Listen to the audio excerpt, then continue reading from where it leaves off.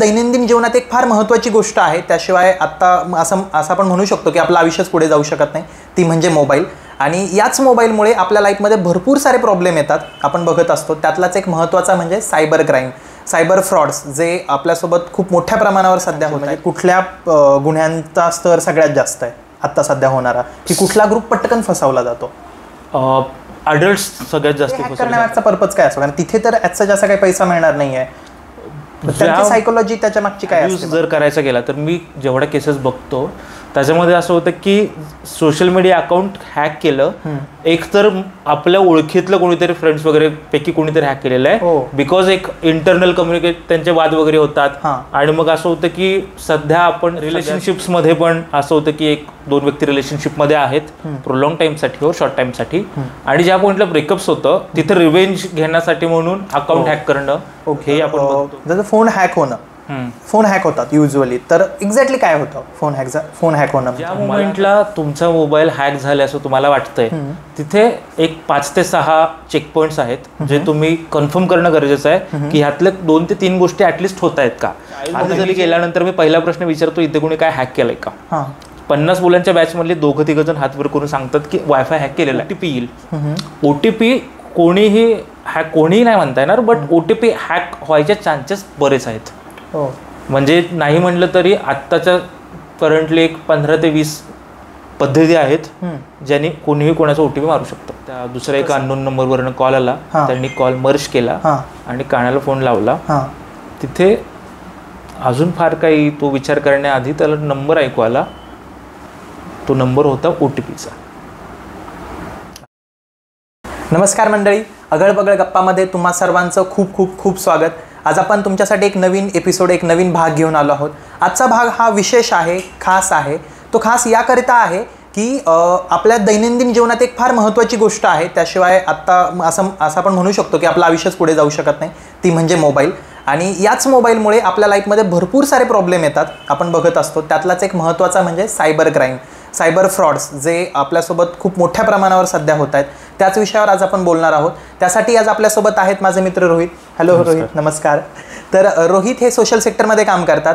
त्यांनी एज्युकेशनमध्ये, त्याचबरोबर आपण म्हणतो की वस्तींमध्ये जाऊन मुलांसाठी काम केलेलं आहे. आणि आत्ता ते सायबर सिक्युरिटीवरती काम करत आहेत. सायबर सिक्युरिटीवरती ते सेशन्स घेत आहेत, वेगवेगळ्या NGOजमध्ये ते काम करत आहेत. तर रोहितबद्दल अजून मला त्यांच्याकडनं जाणून घ्यायला आवडेल. सो रोहित, मी जसं म्हटलं की सोशल सेक्टरमध्ये तुम्ही काम करतायत, तू काम करतोयस. तर इकडे कसा, म्हणजे सोशल सेक्टर म्हण किंवा तुझा इकडे कनेक्ट कसा झाला? लाईक तुला काय वाटलं की ह्या क्षेत्रात काम करावं?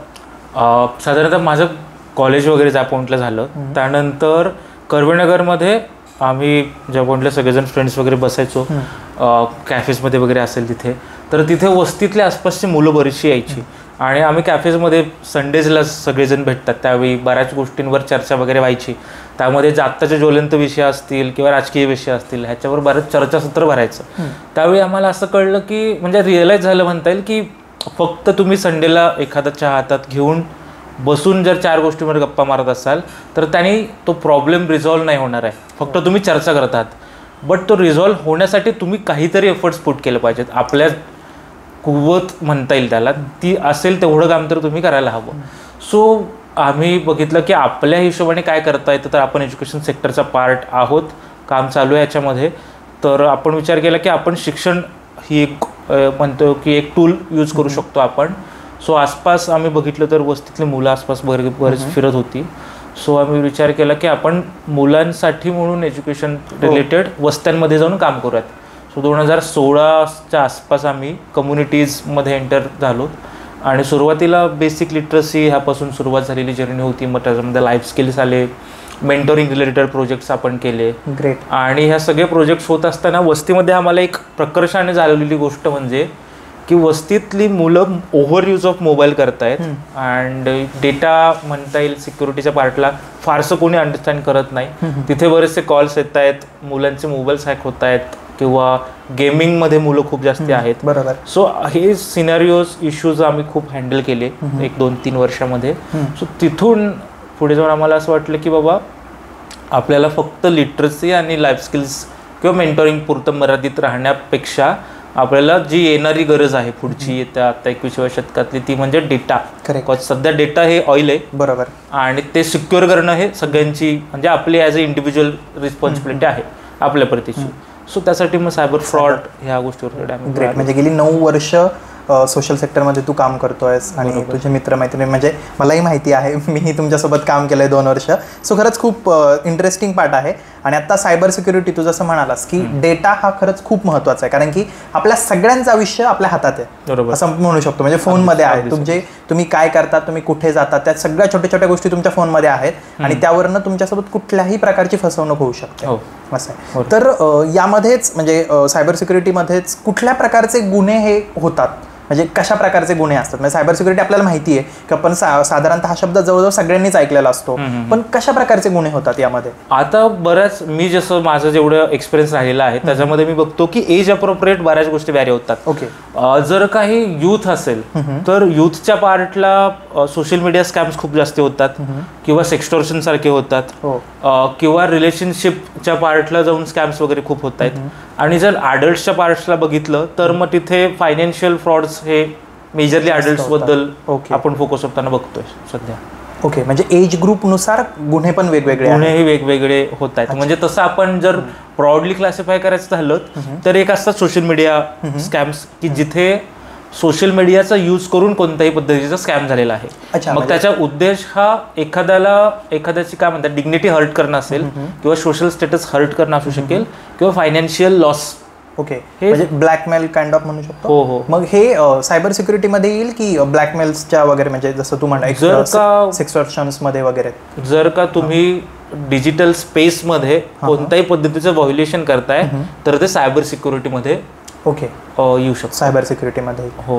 ओके. आणि जसं एज ग्रुपनुसार तू सांगितलंस की आपण चिल्ड्रन्स म्हणू, चिल्ड्रन म्हणजे आता 14 वर्षानंतर मुलांकडे मोबाईल्स आहेत, ॲडल्टसन, त्यानंतर यूथ आहे आणि त्यानंतर अडल्ट आहेत लाईक अबाउ 30 वगैरे आपण म्हणू, त्यांच्यासोबत जे क्राईम होतो तर त्याबद्दल म्हणजे पैशांचा क्राईम जो असतो मोस्टली तो त्यांच्याबद्दल होतो, जे आपण आता केसेस बघतोय. तर त्या रिलेटेड तू काय सांगशील, म्हणजे कुठल्या गुन्ह्यांचा स्तर सगळ्यात जास्त आहे आता सध्या होणारा, की कुठला ग्रुप पटकन फसवला जातो?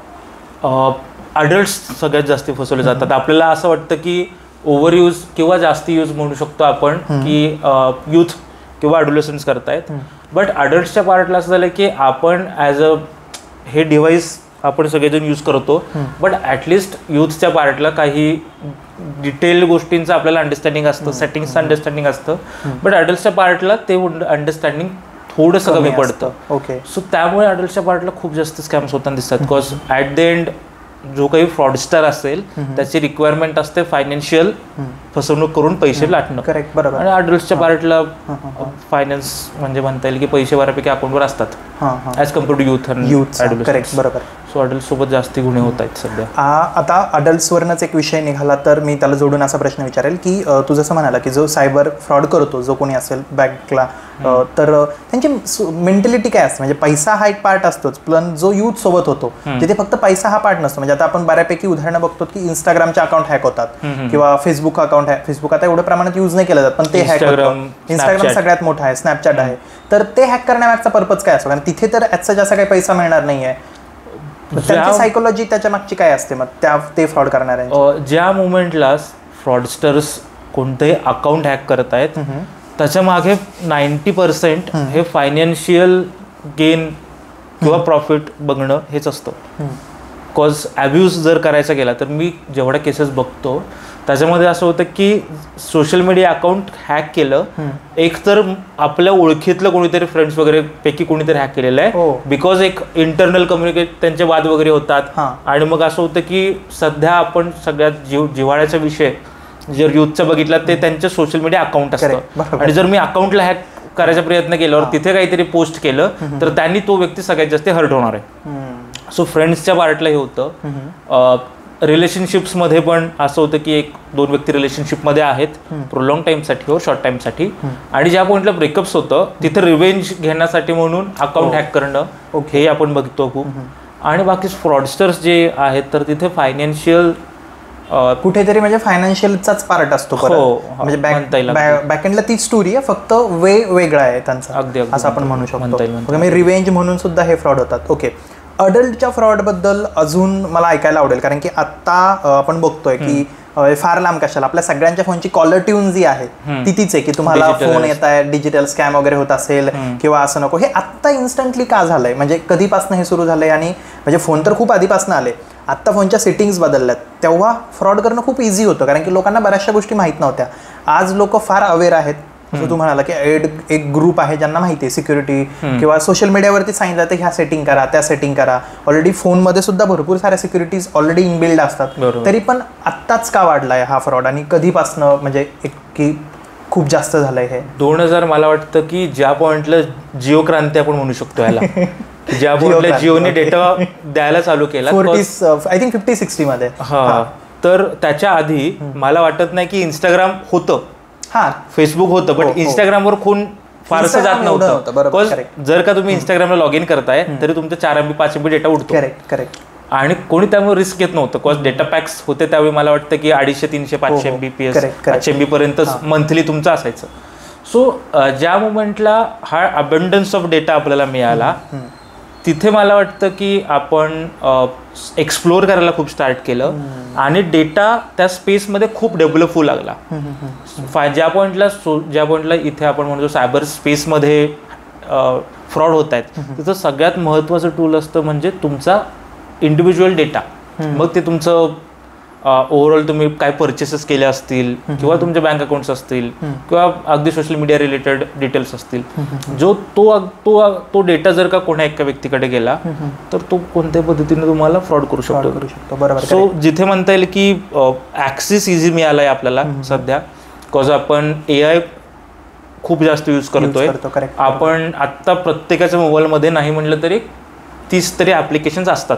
त्यातले 10-1 ऍप्लिकेशन आपण कधी वापरत नसतो, जे असतात फक्त.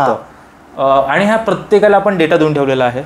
सो ज्या पॉईंटला डेटा जेवढा ह्या स्पेसमध्ये डेव्हलप झाला त्यानंतर सायबर फ्रॉड होणं खूप जास्त वाढलेलं आहे. बरोबर. करेक्ट. म्हणजे माझ्याच प्रश्नाचं उत्तर कदाचित ते असं असेल की पूर्वी आपण तेवढं मोबाईलवर अवलंबून पण नव्हतं. म्हणजे जेव्हा 2000 नंतर मोबाईल जास्त आले, असं म्हणजे 2000 पण नाही, कदाचित 9-10 नंतर अँड्रॉइड जास्त यायला लागले, तेव्हा फोनवरती एवढी डिपेंडन्सी नव्हती लोकांची. बरोबर. आता डिपेंडन्सी एवढी वाढली की सगळ्या गोष्टी फोनमध्ये, इव्हन आपले सगळे डॉक्युमेंट्स महत्वाचे जसं डिजिटल लॉकर वगैरे आहे तिथे सगळे आपले डॉक्युमेंट्स असतात. ईमेलवरती आपला सगळा डेटा असतो. बरोबर. त्यामधनं त्या सगळ्या गोष्टी जास्त वाढायला लागल्या. सकाळी उठल्या पहिली गोष्ट मोबाईल हातात घेतो आणि बघतो नोटिफिकेशन काय आलेत आणि सगळे करतात. इथूनच कळतं की हे का वाटलं एवढं. येस. अरे याचा आता मध्येच मी एक पॉडकास्ट बघताना असं ऐकलं की आपला जो स्पॅम टाइम असतो म्हणजे ह्युमन स्पॅम टाइम आहे, सगळ्यात कमी स्पॅम टाइम जगामध्ये कुठल्या पेशीचा असेल तर तो माशांचा आहे. तो 8 सेकंद आहे. म्हणजे 8 सेकंदाच्या पुढे ते जास्त कॉन्सन्ट्रेट नाही करू शकत किंवा स्टेबल नाही राहू शकत. माणसाचा 6 सेकंद आहे. आणि येत्या काही वर्षामध्ये हे खूप छान चेंज झालेलं आहे म्हणू शकतो. का ह्याच्या आधी आपण फार ऍडिक्ट म्हणता येईल अगदी सोशली आपण असायचो म्हणजे डिजिटल ह्याच्यासाठी. पण येत्या मागच्या मला वाटतं 6-7 वर्षामध्ये खूप झालंय.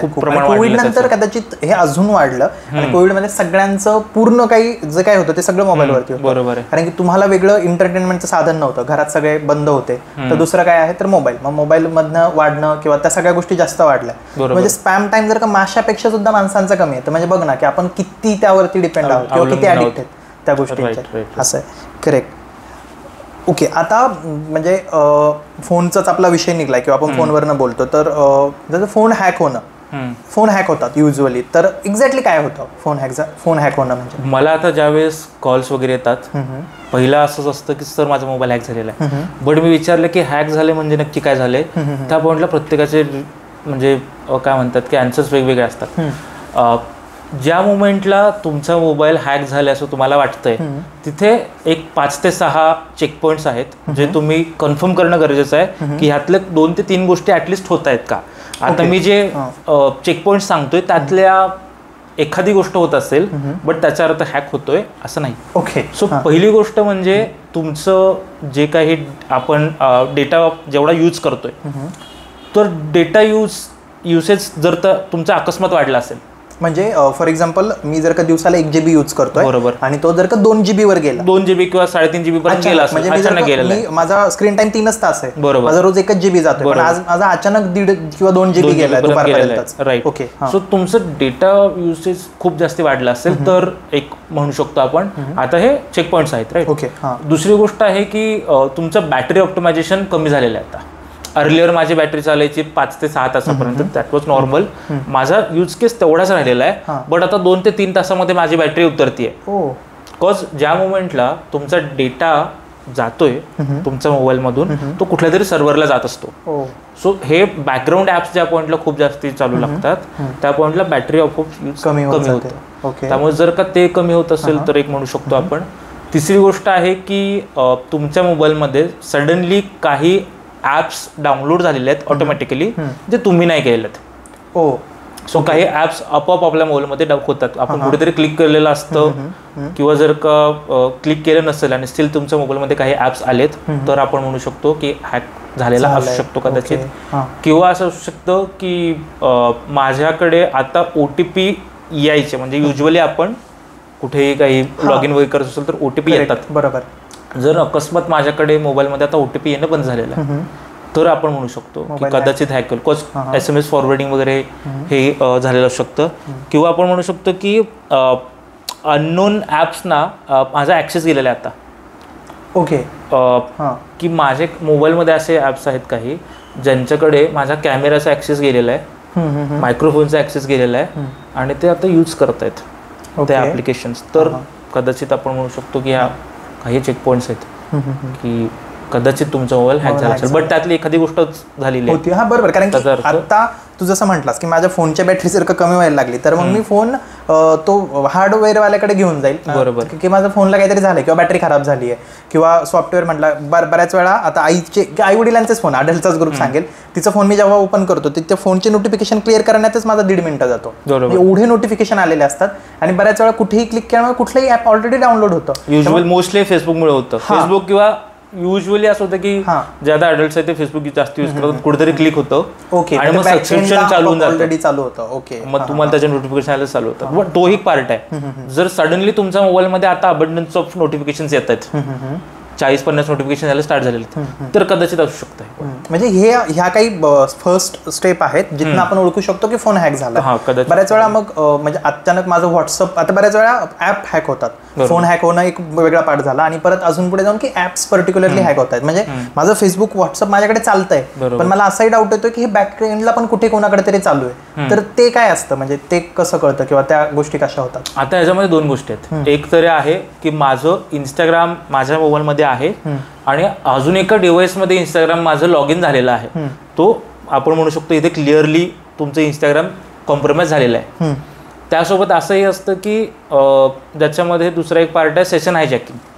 सो सेशन हायजॅकिंग म्हणजे काय, ज्या मोमेंटला मी इंस्टाग्रामला लॉग इन करतो, लॉग इन टाकलेला आहे, पासवर्ड टाकलेला आहे माझा, आता इंस्टाग्रामला कळलेलं आहे की हे ओमकारने लॉग इन केलेलं आहे त्याच्या डिव्हाइसमधून.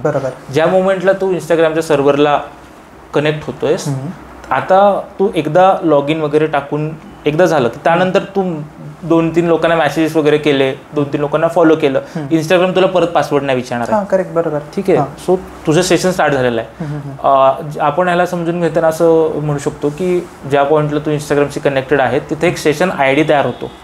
ओके. एक टोकन म्हणता येईल, पास म्हणता येईल. जर का मी तुझ्याकडनं तो पासच घेतला काढून तर मी माझ्या डिव्हाइसवर ते इंस्टाग्राम लॉग इन करू शकतो. आता मला ID, पासवर्ड, OTP कोणी नाही विचारणार आहे. सो आपण मोस्टली मी सजेस्ट करतो हे की ज्या पॉईंटला तुम्ही पब्लिक वायफायमध्ये जातात त्या पॉईंटला सिक्युरिटी ह्यासाठी मेंटेन करणं गरजेचं आहे. आपण युजली असं बघतो की कॅफेजमध्ये जाऊन वायफाय यूज करतात, बट असं होतं की एकदा की मी एका कॅफेमध्ये बसलेलो आहे आणि कॅफेचा वायफाय मी डाऊन केला. बिकॉज असं होतं की त्याचा पासवर्ड जर का आपल्याला आपल्या इंस्टाग्रामच्या वगैरे चेक करायचं असेल किंवा कोणीतरी हॅक करण्याचा प्रयत्न केला तर काहीच ऑप्शन्स असतात, तुम्हाला त्यानंतर अकाउंट ते ब्लॉक होण्याचे चान्सेस असतात. बट वायफायला हॅक करण्यासाठी तुम्हाला लिमिटेशन्स नाही आहेत.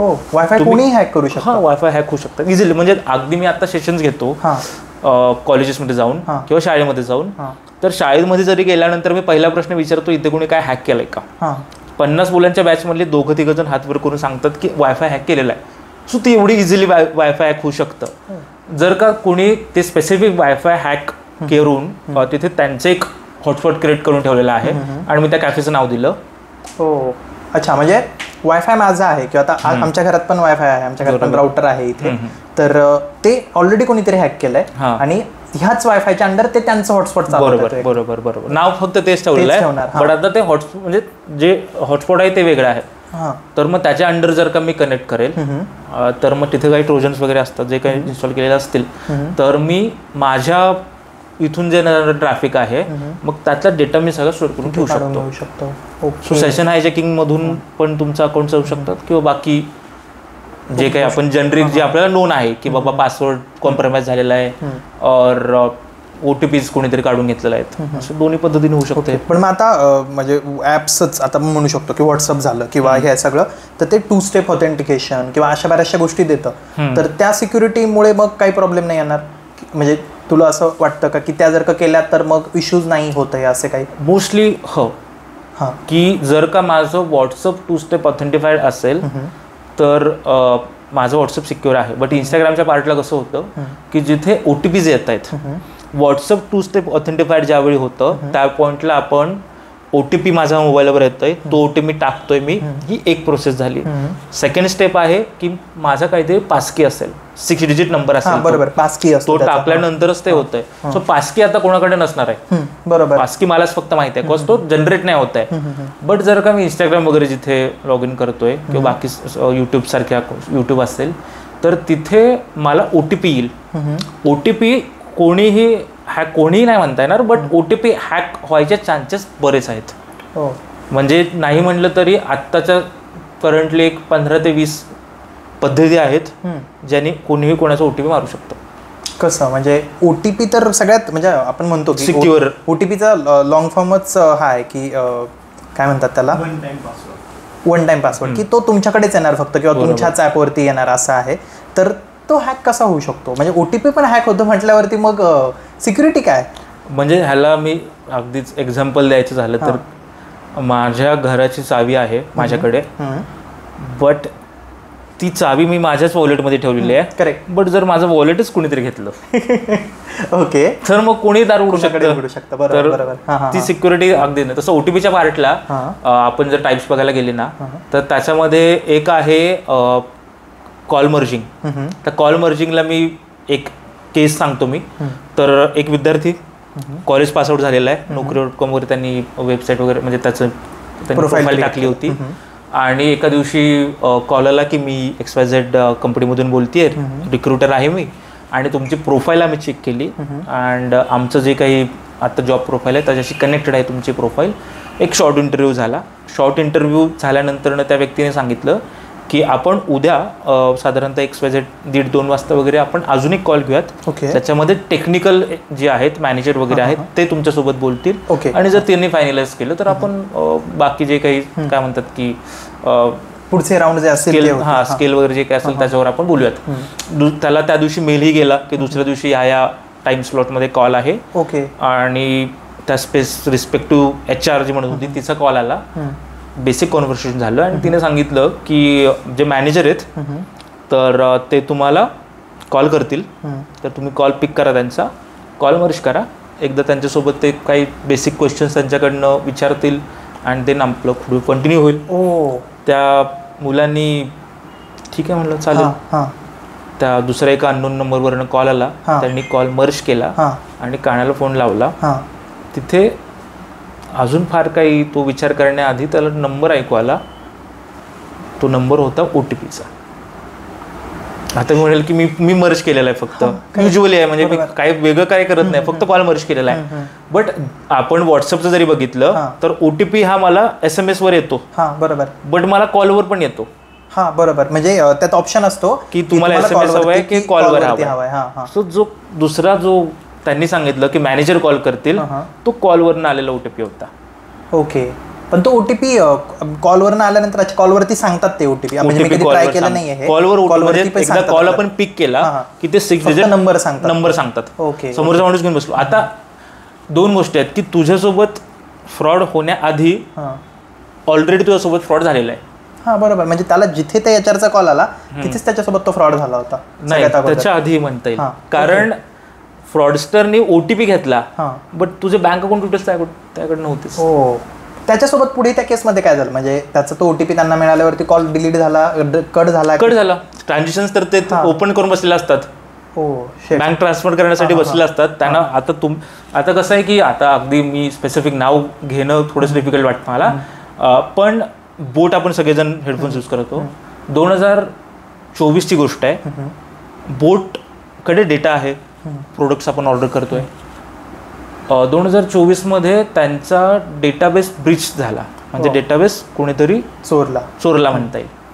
तर त्याच्यामध्ये 5.4 मिलियन लोकांचा डेटा होता, ज्यांचे नाव, नंबर्स, ॲड्रेसेस आणि बँक अकाउंट डिटेल्स पण असू शकतात. कॉज जिथे आपण ऑर्डर करतो एखादं प्रोडक्ट, एक तर आपण ट्रान्झॅक्शन डिटेल्स पण असतात, डेबिट कार्ड डिटेल्स वगैरे आपण त्यामध्ये ॲड करतो. सो अशा लोकांचे डिटेल्स ऑलरेडी होते. जर का तुम्ही आधारचा डेटा बघितला तर 2016ला गुगलवर जवळपास मला वाटतं 1 मिलियन लोकांचा आधार कार्ड डिटेल्स प्रेझेंट होते, जे कोणी बघू शकत होतं. 10 लाख. हा, जर बाकी काही ट्रस्टेड बँक्स जरी तुम्ही बघितलात तर फक्त गुगलवर जाऊन तुम्ही एकदा न्यूज चेक करा की तुमच्या बँकेचा डेटा ब्रीच तर नाही झाला ना कधी. कदाचित झाला असू शकतो, ICICI असेल, HDFC असेल, बँकेचा डेटाबेस, म्हणजे बँकेचाच डेटाबेस हॅक झालाय. हा, मग त्यावेळेस तर मग बँकचं अख्खं जे सिस्टीम चालते ती ट्रस्टवरच चालते. पण मग त्याचं काय, म्हणजे पुढे मग त्या डेटा त्या मोमेंटला मला एखाद्या व्यक्तीचं, म्हणजे मी एक ह्याच्यामध्ये एक्झाम्पल सांगतो, ही रिअल इन्सिडेंट नाही आहे. जर का एखाद्या व्यक्तीकडे माझा बोटशी कनेक्ट केलेला एक डेटाबेस असेल आणि एक व्यक्ती साधारणतः मला फोन करेल की सर मी बोटमधून बोलतोय आणि लास्ट इयर सप्टेंबर महिन्यामध्ये 2nd वीकमध्ये तुम्ही हे एक्स प्रॉडक्ट ऑर्डर केलं होतं अँड ह्या प्रॉडक्टमध्ये काहीतरी डिफिकल्टीज आलेल्या आहेत, गव्हर्नमेंटकडनं आम्हाला आदेश आलेले आहेत की हे प्रॉडक्ट तुम्ही परत घ्या आणि रिप्लेस करून नवीन प्रॉडक्ट द्या. तर कदाचित मला पटू शकेल, बस मी बोटचं एक्स प्रॉडक्ट या प्राइसचं हे ऑर्डर केलं, मला माहिती आहे, बोटलाच माहिती आहे, तिसऱ्या व्यक्तीला माहितीच नाही. सो जिथे डेटा ब्रिचेस होत आहेत, युजली ॲडल्ट्सना ज्या पॉइंटला कॉल जातात तिथे त्यांना सांगितलं जातं की आम्ही CBI मधून बोलतोय, तुमचं आधार कार्ड डिटेल्स हा नंबर हाच तुमचा आधार नंबर आहे का. आपल्याला असं वाटतं की माझा आधार नंबर हा मला आणि गव्हर्नमेंटलाच माहिती आहे, ऑफिशियल्सना, बाकी कोणाला माहिती असू शकत नाही. करेक्ट. सो जिथे डेटा ब्रिचेस होत आहेत तिथे मला म्हणा वाटतं की तुम्ही हे समजूनच चालायला पाहिजे की माझा डेटा कदाचित कोणाकडेही असू शकतो किंवा डार्क वेबवर सेल केला असूही शकतो. मग माझा आधार कार्ड नंबर असेल, पॅन कार्ड, बिकॉज आपण आधार कार्ड ॲड्रेस प्रूफ किंवा ID प्रूफ म्हणून देतो. झेरॉक्स सेंटरवर जातो, आधार दिलेला आहे मी किंवा आधार पाठवलेला आहे. जर झेरॉक्स सेंटरवाल्याचा डेटाबेसच कोणीतरी क्रॅक, जो कोणी करू शकतो, जीमेल कोणी हॅक करू शकतो.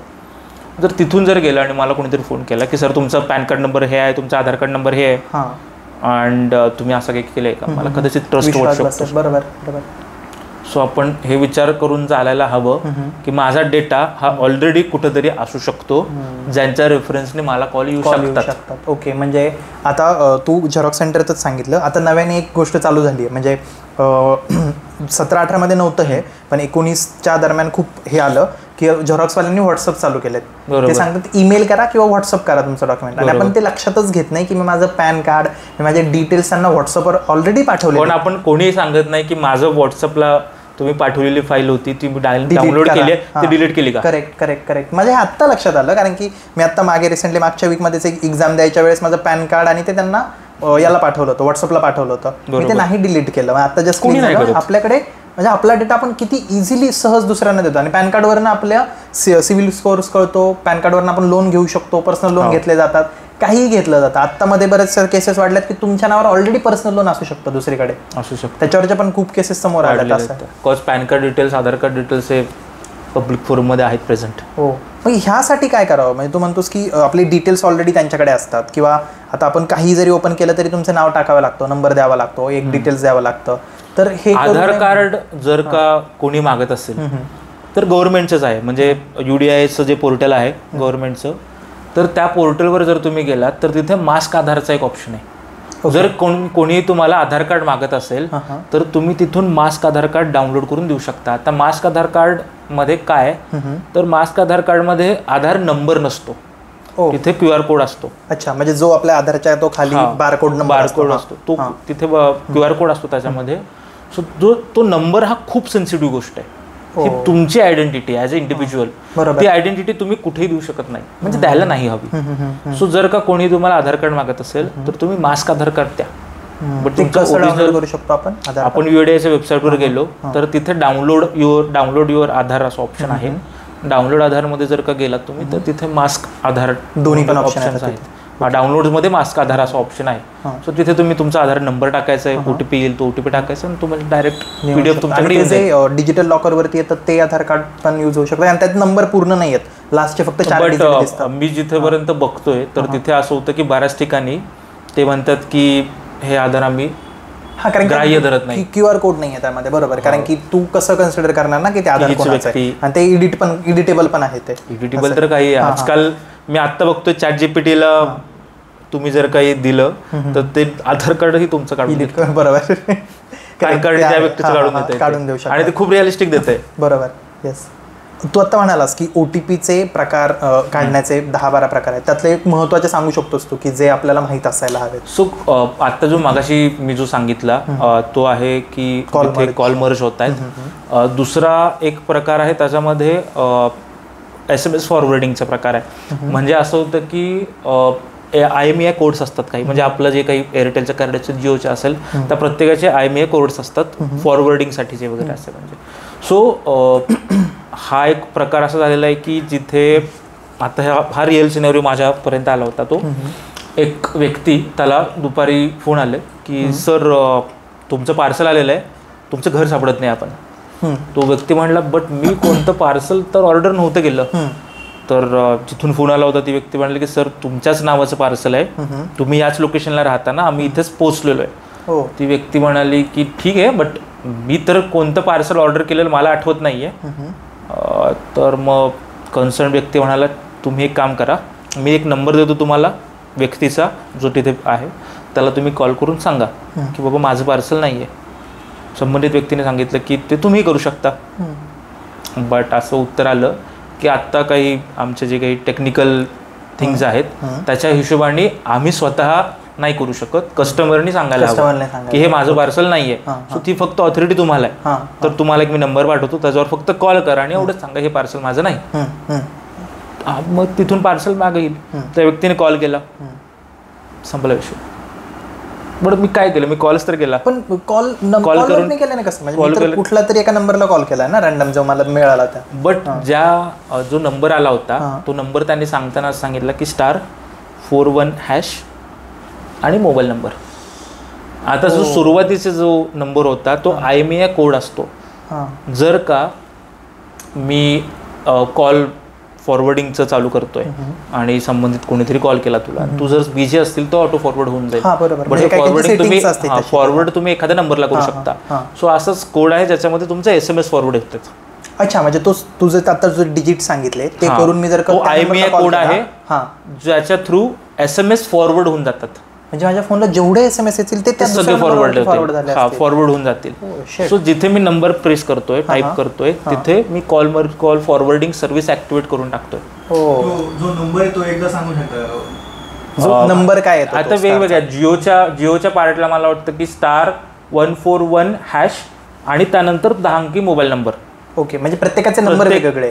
टेलिकॉम ऑपरेटर तुमचा जो असेल त्या हिशोबाने नंबर चेंज होतात.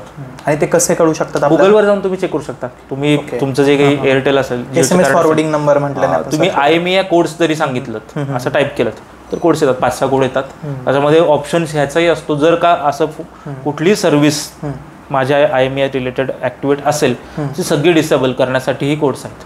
तुम्ही गुगल आउट करून ते कोड्स, म्हणजे ते आपण एकदा चेक केलं पाहिजे की आपले SMS फॉरवर्ड तर नाही आहेत दुसरा. सो सेकंड प्रकार आपला ह्याचा झाला. तिसरा आहे की जर का माझ्या मोबाईलमध्ये मॅलिशियस ॲप्लिकेशन्स डाउनलोड झाले कुठलेही, म्हणजे ॲप्लिकेशन एखादं, जर आपण फेसबुकवर आहोत आणि फेसबुकवर आपल्याला एखादी ॲड येते, त्या ॲडवर आपण क्लिक करतो आणि एखादं ॲप्लिकेशन डाउनलोड होतं. बरोबर. आणि त्या ज्या मोमेंटला आपण ॲप्लिकेशन डाउनलोड करतोय तिथे माझ्या SMS-चा ॲक्सेस देऊन टाकतो मी. युजली आपल्याला एखादे कोणतेही ॲप्लिकेशन डाउनलोड करताना आपल्याला 5-6 प्रकारचे ते परमिशन्स विचारतात, आपण परमिशन्स देऊन टाकतो. सो जर का असं एखादं ॲप्लिकेशन आहे ज्याच्याकडे माझ्या SMS-चा डेटा आहे तर ते OTP तुम्ही तुमचा तिथून येऊ शकतो. सो मॅलिशियस ॲप्स जर ते ऑथेंटिक ॲप्स असतील, आता मला एक केस आली होती ज्याच्यामध्ये व्हॉट्सअप बीटा नावाचे कोणतरी ॲप्लिकेशन होतं. व्हॉट्सअप बीटा त्याच्यामध्ये फीचर्स एक्स्ट्राच होते. आता ते ॲप्लिकेशन आय गेस प्ले स्टोरवर अवेलेबल नव्हतं. करेक्ट. APK फाईल येते. जर एखादं कोणतेही सॉफ्टवेअर ह्याच्यावर अवेलेबलच नाही प्ले स्टोरवर तर ते ऑथेंटिक नाही आहे. तुम्ही असे APK थ्रू कोणते ॲप्लिकेशन डाउनलोड करायला जाऊ नका. इंस्टाग्रामसाठी बरेच ॲप्लिकेशन सध्या मार्केटमध्ये आहेत वगैरे आहेत. त्यातले व्हॉट्सअपमध्ये बरेचसे मित्रांचं असतं की तुझा मेसेज मला दिसणार नाही किंवा तू डिलीट केलेले मेसेज पण मला दिसतील, तू डिलीट केलेला स्टेटस मला दिसेल. असे पण काही जर का असं असेल की एखाद्या व्यक्तीनं मेसेज कोणताही डिलीट केलेला आणि तो मला बघायचा असेल तर मी साधी सेटिंग सांगतो ह्याच्यामध्ये. तुम्ही नोटिफिकेशन्स तुम्ही अँड्रॉइडच्या सेटिंग्समध्ये जा, नोटिफिकेशन्समध्ये जा आणि नोटिफिकेशन हिस्ट्री हे एक ऑप्शन आहे तो ऑन करून ठेवा. ओके. जर का नोटिफिकेशन हिस्ट्री हा ऑप्शन ऑन करून ठेवलेला आहे, जर का मी तुला मेसेज केला तो तुला डिलिव्हर झाला आणि त्यानंतर मी जरी डिलीट केला आपल्या व्हॉट्सअपमध्ये नाही दिसणार बट माझ्या नोटिफिकेशनमध्ये तुझ्या नोटिफिकेशनमध्ये दिसेल. नोटिफिकेशनमध्ये तुम्ही असे अँड्रॉइडच्या सेटिंग्स काही यूज करू शकता. बट मी सजेस्ट करेल की कोणतेही APK थ्रू तुम्ही डाउनलोड करू नका. सो तो एक होतं. मला एक प्रश्न विचारायचा की आपण जेव्हा इंस्टाग्राम स्क्रोल करत असतो, व्हॉट्सअप किंवा काही गोष्टी करतो तेव्हा गेम्स येतात आणि ते गेम्स आपल्याला थोडी खेळायला लावतात की ते खेळू देतात तिथं. मग आपण जाऊन त्याच्यात इंटरेस्ट निर्माण होतो आणि तो गेम डाउनलोड करतो. मग ते गेम्स डाउनलोड करायला पाहिजेत का नाही करायला पाहिजे? मी तर सजेस्ट करेल गेम्स जर डाउनलोड करायचे असतील तर तुम्ही ट्राय करा की ऑथेंटिक वेबसाईटवरनं कुठून तरी होत आहेत और प्ले स्टोअरवर अवेलेबल आहेत. प्ले स्टोअरती असतात म्हणजे जर का तू म्हणशील त्या ज्या गेम आहेत त्या प्ले स्टोअरवरती अवेलेबल असतात बऱ्याचदा. बट जर का प्ले स्टोअरवर कोणताही गेम असेल जो तुम्ही डाउनलोड केला तर इट्स ओके. बट त्याला परमिशन्स देणं कितपत योग्य आहे. बिकॉज माझ्या मोबाईलमध्ये आत्ता जर का 40 ॲप्लिकेशन्स असतील तर त्यातल्या कोणत्या ॲप्लिकेशन्सना कोणते परमिशन्स दिलेत हे मी सहसा चेक करत नाही. माझ्या मायक्रोफोनचा ॲक्सेस किती ॲप्लिकेशन्सना आहे हे माहिती नाही. सो आपण बरेच असे ॲप्लिकेशन्स आहेत जे इन्स्टॉल करण्यावेळेस त्यांना OTP रिक्वायर्ड होता म्हणून तुम्ही SMS-ची परमिशन दिली बट आता त्याचं काम झालेलं आहे. बरोबर. आता ह्या ॲप्लिकेशनला SMS-ची गरजच नाहीये. बट तुम्ही परमिशन देऊन ठेवली ती लाईफ लॉंग साठी असते. बरोबर. येस. सो असे काही ॲप्स असतात, गेमिंग पण असे ॲप्स असतील ज्याच्यामध्ये तुम्ही SMS-ची परमिशन देऊन ठेवली आहे आणि तिथून OTPs हॅक होऊ शकतो. किंवा आपण ज्या ॲड्स असतात त्या ॲड्सवर क्लिक केलं तर ट्रोजन एक असतं. ट्रोजन ज्या पॉईंटला तुमच्या मोबाईलमध्ये डाउनलोड होतोय तर तिथे तुम्हाला परमिशन द्यायची गरज नाही आहे. तो ऑटोमॅटिकली परमिशन ग्रॅब करेल. सो ट्रोजन हे नाव आलं ॲक्च्युली ट्रॉय हा पिक्चर माहिती असेल तुला. ट्रॉय एक फिल्म होती. त्याच्यामध्ये एक साधारणतः देशाची आर्मी दुसऱ्या देशामध्ये एंटर होते आणि ते डिरेक्टली इन्व्हॉल्व आत एंटर होऊ शकत नाहीत बॉर्डर्समधून. त्यासाठी ते मोठा घोडा एक तयार करतात. त्या घोड्यामध्ये आत लोक बसलेले असतात आणि तो घोडा ॲज अ गिफ्ट दुसऱ्या देशाला पाठवला जातो. आणि ते आत एंटर झाल्यानंतर तिथून ते लढाई वगैरे होते, देश कापतात. सो ट्रोजन ज्या मोमेंटला तुमच्या मोबाईलमध्ये येतं ते ऑटोमॅटिकली तुमचे सगळे ॲक्सेस घेऊन टाकतो. पण ते ट्रोजन व्हायरस आहे की व्हायरस तो व्हायरस जर का मोबाईलमध्ये आला तर ऑलरेडी सगळं तुमचं कॉम्प्रोमाइज होऊन जातं आणि तिथून OTP पण निघतो. किंवा E-SIMs पण असतात. आता माझ्याकडे एक केस आली होती की कपल रिलेशनशिपमध्ये होते 5-6 वर्ष, ब्रेकअप झालं अँड त्या मुलाने तिच्यावर स्पाय करायला चालू केला. सो त्याने काय केलं की तू कोणाकोणाला कॉल करतेस मला सगळं माहिती आहे. सो तिला असं झालं की माइट बी यांनी माझं मोबाईल हॅक केलेला आहे. सो त्याने काय केलं होतं, त्याने E-SIM इश्यू केलं होतं. E-SIM इश्यू करायचं असेल तर तुम्ही ऑनलाईन सिम इश्यू करू शकता. म्हणजे त्यासाठी फक्त तुमच्या मोबाईलला OTP येईल आणि सेकंडली एक तुम्हाला कन्फर्मेशन कॉल येईल की सर तुमच्या नावाने E-SIM इश्यू करतोय आम्ही, तर तुम्ही अलाव करता का. तो अलाव पण केलं की E-SIM इश्यू करता. आणि कोणी E-SIM जर इश्यू केलं तर त्याच्याकडे पण तुमचे सगळे OTP त्या व्यक्तीला देऊ शकतात. E-SIM म्हणजे डिजिटल सिम. म्हणजे आपल्याकडे जे फिजिकल सिम कार्ड असतं तसं आपण एक डिजिटल सिम कार्ड इश्यू करू शकतो. पण ते कसं यूज होणार? म्हणजे आता माझा फोनचंच माझं सिम दुसरीकडे कुठेतरी E-SIM म्हणून यूज होऊ शकतं. ओके. सो ते E-SIM कार्ड यूज करता येऊ शकतो. कॉल वगैरे करणं जे असतील किंवा ऍक्सेस बघणं ते सगळं आपण त्या E-SIM वरनं करू शकतो. सो ई सिमवरनं पण होत आहेत. किंवा आपण याच्यामध्ये अजून एक बघू शकतो की मॅन इन द मिडल म्हणून आहे. मॅन इन द मिडलमध्ये काय होतं की मगाशी जसं मी सांगितलं की कॅफेमध्ये व्यक्ती आहे अँड त्यांनी असं केलं की ज्या मोमेंटला मला इंस्टाग्रामला लॉग इन करायचं आहे त्यांनी एक इंस्टाग्रामला ज्या पॉईंटला मी ॲक्सेस करतोय तिथे आता कॅफे म्हणजे मी हे सायबर कॅफेच म्हणतोय. बरोबर. सायबर कॅफेमध्ये ज्या पॉईंटला मी इंस्टाग्रामवर डबल क्लिक करतोय त्या वेबसाईटवर जातोय तर तिथं सी ड्राईव्हवरनं ती विंडो ओपन होतीये. बट मला ते एवढं फारसं कोण चेक करत नाही की बाबा ही विंडो सी ड्राईव्हमधनं ओपन झाली आहे का सर्व्हरमधनं ओपन झाली आहे. सो जर का ती सी ड्राईव्हमधनं ओपन झाली तर तिथे अकाउंट डिटेल्स वगैरे आपण जे आपले क्रेडेन्शियल्स त्याच्यामध्ये पडून राहतात आणि त्यानंतर मग SMS पण ती व्यक्ती बघू शकतो. So man in the middle मधून होऊ शकतं, SMS फॉरवर्डिंग मधनं होऊ शकतात. सो असे भरपूर सारे OTP जाऊ शकतात. म्हणजे आता सांगायचं म्हटलं तर एक 12-15 प्रकार आपण सांगू शकतो OTP हॅक करण्याचे. ओके. आत्ता म्हणजे ही खरंच खूप महत्त्वाची गोष्ट आहे OTP. म्हणजे आपण जर का तुम्ही ऐकतायत आत्ता आहे तर तुम्ही लक्षात घ्यायला हवं की आपण सेटिंग्स जे तू म्हणतोस म्हणजे माझ्या फोनचे नोटिफिकेशन मी 2018 बंद केलेले आहेत. माझ्या फोनचं मला फक्त कॉल आणि SMS हे 2च नोटिफिकेशन येतात, बाकी कुठलंच नोटिफिकेशन येत नाही कारण मी नोटिफिकेशनची परमिशनच देत नाही. आणि बऱ्याच वेळा आपल्याला ते कंटिन्यू डिस्टर्बिंग असतं. काय झालं की फोन टुम टुम सारखा वाजत राहतो त्यामुळे. आणि प्लस परमिशन मी पूर्वी एवढं लक्ष देत नव्हतं पण मागे मी ज्यावेळेस याबद्दल वाचलं किंवा ऐकलं त्यानंतर मी जरा थोडंसं अवेअर झालो. परमिशन देताना मी काही पर्टिक्युलर गोष्टींची नाही देत परमिशन. तर OTPच्या रिलेटेड आत्ता तुम्ही हा पॉडकास्ट ऐकता तर तुम्ही हे नक्की चेक करायला पाहिजे की आपले OTP कुठे कुठे आपण अलाउ केलेले आहेत असं, किंवा कुठल्या ॲप्सना परमिशन काय कुठल्या परमिशन दिलेल्या. म्हणजे परमिशन मॅनेजर म्हणून एक आपल्या अँड्रॉइडमध्ये सेटिंग्समध्ये आहे. सो तिथे सगळ्या फोटोची परमिशन, गॅलरीची परमिशन, मायक्रोफोनची परमिशन, लोकेशनची परमिशन ह्या सगळ्या दिसतात. कुठल्या चेंज करू शकतो आपण प्रत्येकाने चेक करायला हवं. ओके. आता हे झालं इंटरनल म्हणजे फोनमध्ये असताना सगळ्या गोष्टी होतात. आत्ता नव्याने जे वाढले ते डिजिटल अरेस्ट असेल किंवा अडल्ट सोबत हा होणारा सगळ्यात मोठा क्राईम जो भरून काढण्यासारखा नाही, लाखोने करोडोने होत आहे. म्हणजे मी आत्ता रिसेंटली काल परवाच सागर कारंडे जो एक ॲक्टर आहे त्याच्यासोबत क्राईम झाला 16 लाखाचा समथिंग काहीतरी आहे. तर तो 1 लाईक करा 50 रुपये मिळवा इथून तो स्कॅम चालू झाला आणि त्याच्या अकाउंटमधून 16 लाख रुपये गेले. म्हणजे he is a very non person. म्हणजे सगळ्यांना माहिती आहे कोण आहे, काही आपण सेलिब्रिटी आहे तरी या स्टील ह्या गोष्टी झाल्या. तर कसं म्हणजे हे कसं ह्या दोन खूप वेगळ्या गोष्टी वाटतात की जर का एखाद्या व्यक्ती, आता माझ्याकडे केसेस येतात त्याच्यामध्ये ॲडव्होकेट्सचा पण केसेस आहेत की ज्यांच्यासोबत फ्रॉड झाला आहे. डॉक्टर्सच्या केसेस आहेत. म्हणजे लास्ट इयर मला साधारणतः 3 ते 4 डॉक्टरांचे कॉल्स आले होते की सर व्हॉट्सअप हॅक झालेलं आहे आणि हे सगळे कनेक्टेड होते. एका व्यक्तीचं व्हॉट्सअप हॅक केलं त्यानंतर एक लिंक दुसऱ्या व्यक्तीपर्यंत गेली आणि दुसऱ्या व्यक्तीचं हॅक झालं. किंवा बिझनेसमॅन्स असतात.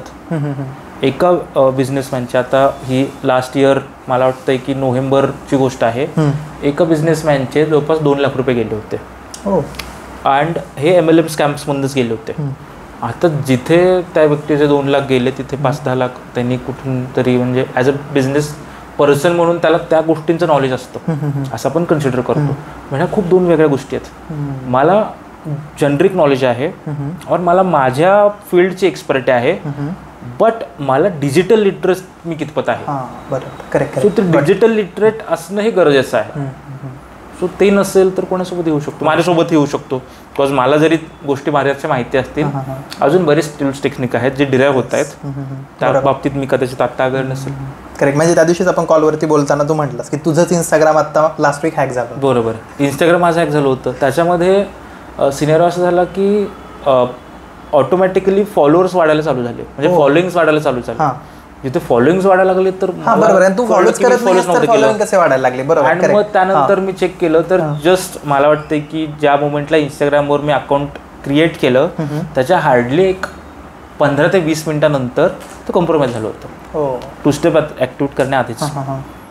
सो ते डिव्हाइस दुसऱ्या डिव्हाइसवर प्रेझेंट होतं समथिंग लोकेशन मला मुंबईची वगैरे असं काहीतरी ते कव्हर झालं म्हणजे रिकवर होऊ शकतो ते लगेच रिकवर. फक्त इमर्जंट मला काय म्हणतात की जर का फायनान्शियल वगैरे फ्रॉड्स असतील तर तिथे गोल्डन अवर रूल असतो पहिल्या 1 तासामध्ये तुम्हाला ॲक्शन घ्यायचे असतात किंवा सोशल मीडियाचंही असतं. म्हणजे त्या सेटिंग्स काही समोरच्या व्यक्तीने अप्लाय करण्याआधीच तुम्ही ते पाऊल उचललंय असं प्रिव्हेंट करणं गरजेचं असतं. आता अडल्ट फ्रॉडमध्ये जे तू सांगत होतास तर त्याबद्दल अजून मला थोडं म्हणजे तुझ्याकडे केसेस असतील तर त्या सेक्स्टॉर्शनच्या केसेस खूप होत आहेत रिसेंटली. सेक्स्टॉर्शन काय असतं की संबंधित व्यक्ती ज्याच्याकडे रात्री 10:30, 11, 12च्या आसपास व्हॉट्सअपवर अकस्मात व्हिडिओ कॉल येतो. युजली व्हिडिओ कॉल्स आपल्याला येत नाहीत, बट कोणाचा तरी अननोन नंबरवरून व्हिडिओ कॉल येतो. आता अननोन नंबरवरून व्हिडिओ कॉल आला की माणूस उचलतोच. बरोबर. आणि व्हिडिओ कॉल उचलला गेला तर तिथे एक मुलगी असते जी अनड्रेस व्हायला चालू होते आणि तिथे व्हिडिओ रेकॉर्ड होतो. जरी मी व्हिडिओ कॉल एखादा रिसिव्ह केला अँड माझ्याकडे जरी माझं रेकॉर्डिंग झालं, अगदी 5 सेकंदाचं जरी रेकॉर्डिंग झालं तर ते रिप्ले करून करून करून ते 2.5 मिनिटापर्यंत घेऊन जातात. आणि मग तिथून मग आता उलटी प्रोसेस चालू होती की आता माझ्याकडे तुमचा व्हिडिओ आहे आणि हा व्हिडिओ मी तुमच्याच फ्रेंड्सना पाठवेल, जर नको असेल तर मला एवढे पैसे द्या. मग ते 25,000 30,000 तिथून ती सुरुवात तिथून अमाऊंट चालू होते. आणि ते एकदा दिलं बस. मला आत्ता सध्या दर 1.5 आठवड्यामध्ये एक केस येतेच सेक्स्टॉर्शनची फक्त. सो हे काय स्केलवर चालू आहे आपण बघू शकतो. जर आता गुगलवर जाऊन आपण बघितलं की epicenter of sextortion with respect to India, तर एक सिनेरिओ मी सांगतो तुम्हाला. लास्ट इयरची गोष्ट आहे. BBVRDमध्ये 2 सुसाईड झालेत. एकाच दिवशी 2 सुसाईड झाले. पोलीस सुसाईड इन्व्हेस्टिगेशन ज्या पॉईंटला पोलिसांनी स्टार्ट केलं तर तिथे इन्व्हेस्टिगेशनमध्ये त्यांना आढळलं की त्या दोन्ही मुलांनी सुसाईड करण्याआधी एक मोठी अमाऊंट दुसऱ्या अकाउंटला ट्रान्सफर केलेली आहे. आणि म्हणजे एकाच दिवशी किंवा सेम जरा एक अल्टरनेट 2 दिवसाच्या आसपास झालं होतं. अँड त्या पॉईंटला त्यांना कुठेतरी डॉट्स कनेक्ट व्हावे लागले बिकॉज दोन्ही मुलांनी राजस्थानच्या गुरुकोठडी ह्या एका गावातल्या एका सर्टन अकाउंटवर पैसे ट्रान्सफर केले होते. एकाच अकाउंटला दोन्हीकडून पैसे ट्रान्सफर झाले होते. सो जिथे राजस्थानमध्ये जाऊन इन्व्हेस्टिगेशन त्यांनी त्या गावामध्ये एंटर व्हायचा प्रयत्न केला तर त्यांना एंटरच होऊ दिलं नाही सुरुवातीला कोणी. सिव्हिल ड्रेसमध्ये ज्या पॉईंटला पोलीस इन्व्हेस्टिगेट करायला लागले, आता गावामध्ये गेले. तिथं गेल्यावर त्यांना आढळलं की तिथे एक कॉम्प्लेक्स जिथे सेक्स्टॉर्शनसाठीचं ट्रेनिंग दिलं जातं. म्हणजे मी ट्रेनिंग म्हणतो, जे आपण पुणे मुंबईच्या हिंजवडीसारख्या एरियामध्ये एखादं ऑफिस असेल तर त्या ऑफिस म्हणताना आपले एक्सपेक्टेशन्स काय असतात. सिक्युरिटी गार्ड्स असतील, IT पर्सन्स असतील, HRs असतील, रिक्रुटिंग टेक्निशियन्स असतील, मॅनेजर्स असतील, तिथला कोणी सिनियर व्यक्ती असेल, ह्या सगळ्या गोष्टी तिथे होत्या. सो आपल्याला हे समजून घेणं गरजेचं आहे की जर का 10 वर्षापूर्वी मला एखादा कॉल आला होता तर मला असं वाटायचं की कोणीतरी बिहारच्या कुठल्या तरी एक गावात, बिकॉज मोस्टली जमतार आहे त्यावेळेस जास्ती पॉप्युलर होतं, सो तिथून कोणीतरी कॉल करते. बट आता जे क्राईम्स होत आहेत ते ऑर्गनाइज्ड होत आहेत. सो त्या गुरुकोठडी या गावामध्ये तिथं ज्यावेळी कॅच केलं तर तो जो एक व्यक्ती होता त्यांनी 2 वर्षात 200 करोड रुपये कमवले होते फक्त सेक्स्टॉर्शनवर. सो तुम्ही हे समजून घेऊ शकता की हे काय स्केलवर चालू आहे. 200 कोटी. पण मग मला सांग की हे रेकॉर्ड फ्रॉड होत नाहीत का? म्हणजे आपलं हे लाईक इन्कम टॅक्स डिपार्टमेंट वगैरे अमाऊंट तुमच्या अकाउंटला येते, काहीच त्याचं कुठे लिंक नाही आहे, कसं? म्हणजे ज्या पॉईंटला इन्व्हेस्टिगेशन स्टार्ट होतं पहिला प्रश्न आपल्याला असा पडतो, कॉल कुठून आला होता. करेक्ट, ठीक आहे. कॉल कुठून आला होता तर मी ट्रेस करायचा प्रयत्न करेल. बट मला हे कळतं की हे सिम कार्ड कोणाच तर नावावर इश्यू केलं होतं.